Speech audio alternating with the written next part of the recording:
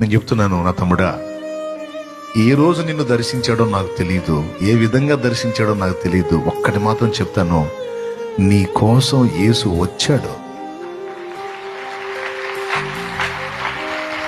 నీ కోసం నా ప్రభు వచ్చాడు. నీ కోసం వచ్చాడు. ఆయనే నిన్ను దర్శించాడు. నీ విలువ నీకు తెలియకపోవచ్చు, సమాజానికి తెలియకపోవచ్చు, సంఘానికి కూడా తెలియకపోవచ్చు, కానీ ఆయనకు తెలుసు నీ ఫ్యూచర్ ఏంటో, నీ వలన జరిగే కార్యాలేంటో. మాయ్ స్తోత్రం చెప్పురా తల్లి. వింటున్నారా?